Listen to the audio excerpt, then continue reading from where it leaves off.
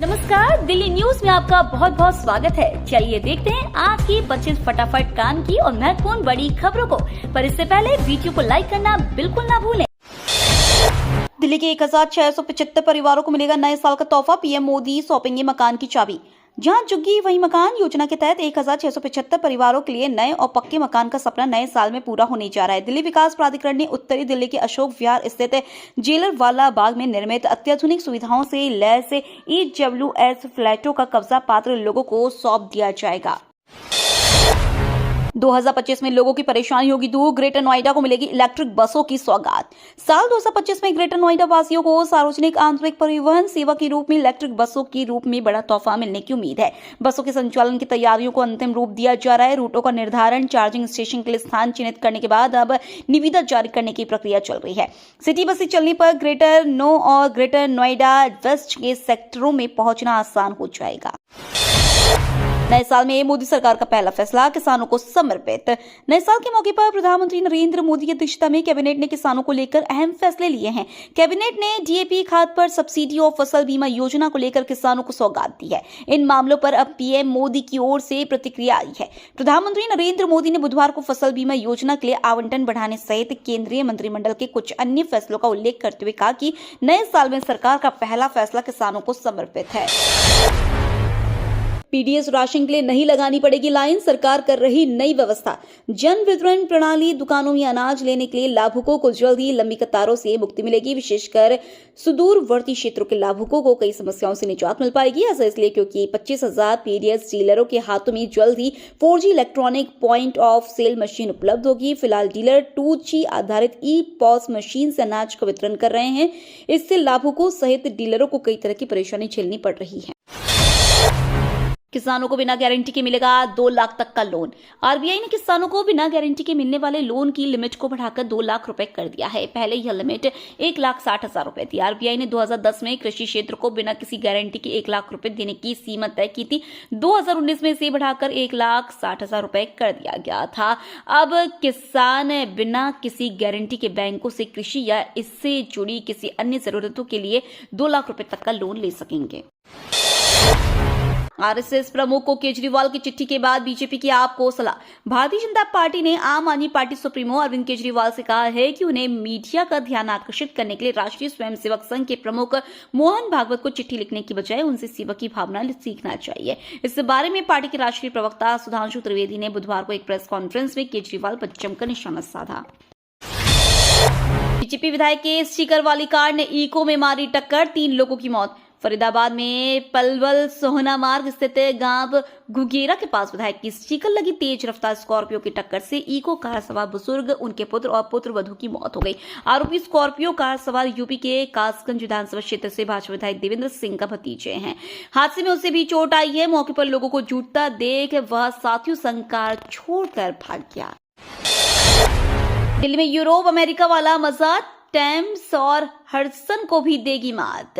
देश की राजधानी दिल्ली में आने वाले कुछ दिनों में विधानसभा चुनाव की घोषणा होने की उम्मीद है। इसे देखते हुए राजनीतिक कोलाहलों के बीच उपराज्यपाल वीके सक्सेना ने दिल्ली विकास प्राधिकरण को एक मेगा प्रोजेक्ट को लेकर बड़ा आदेश दिया है, जिससे यमुना नदी की तस्वीर बदल सकती है। यमुना नदी टेम्स और हडसन नदियों को मात देगी। इसके साथ ही यह प्रोजेक्ट पॉल्यूशन फ्री या नेट जीरो कार्बन ट्रांसपोर्टेशन के लिए भी एक मिसाल साबित हो सकता है।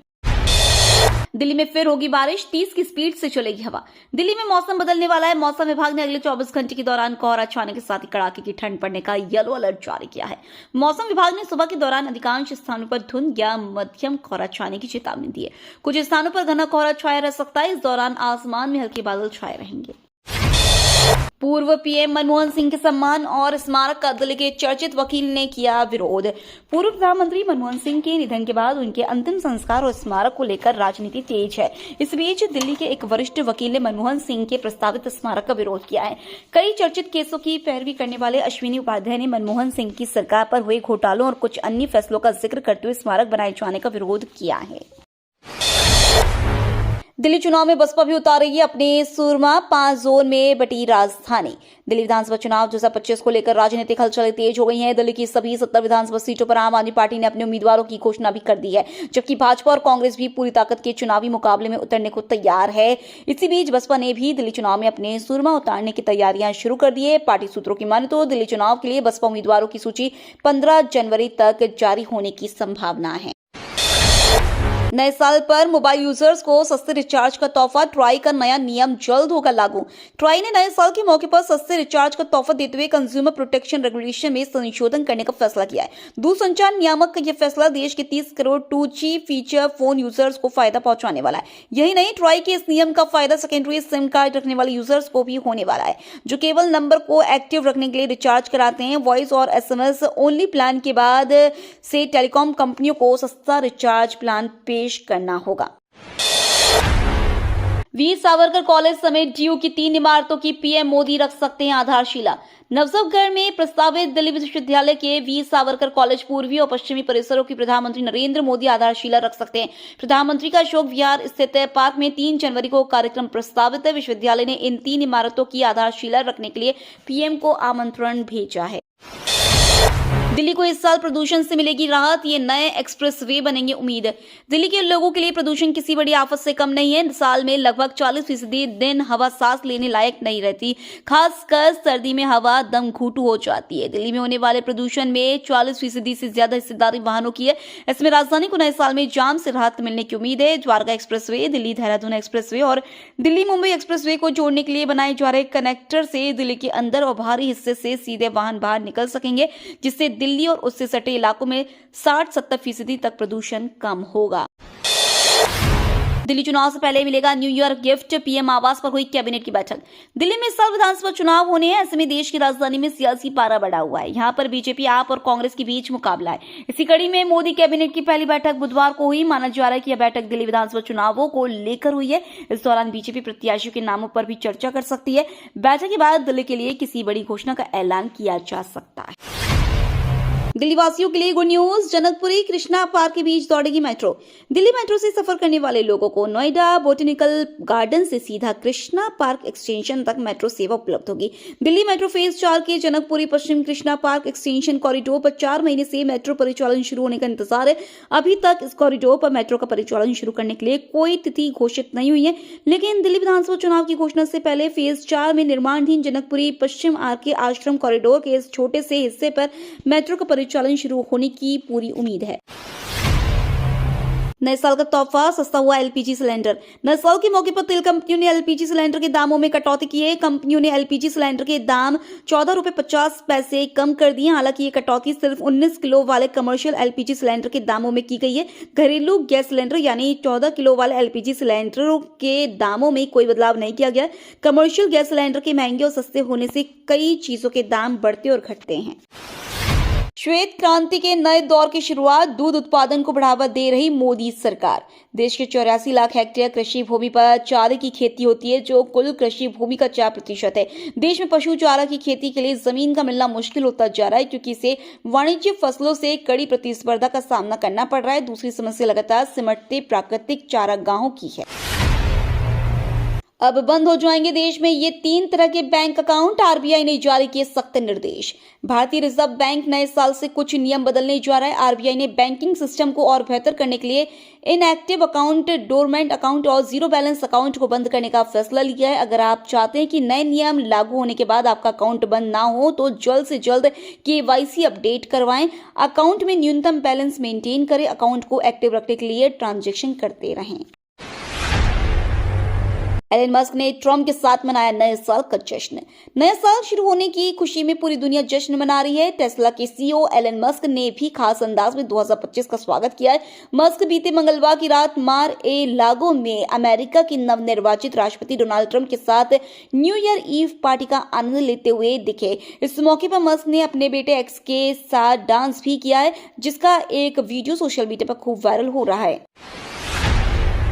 एयर इंडिया की घरेलू फ्लाइट में मिलेगी फ्री वाईफाई सर्विस, 10,000 फीट पर इंटरनेट कनेक्ट कर सकेंगे यात्री।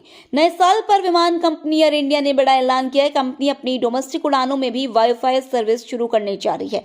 कंपनी ने कहा Airbus A350, Boeing 7879 Airbus A321 neo विमानों में सवार यात्री 10,000 फीट से ऊपर उड़ान भरते समय इंटरनेट का इस्तेमाल कर सकेंगे। इस तरह एयर इंडिया घरेलू उड़ानों में वाईफाई देने वाली पहली भारतीय एयरलाइन बन गई है।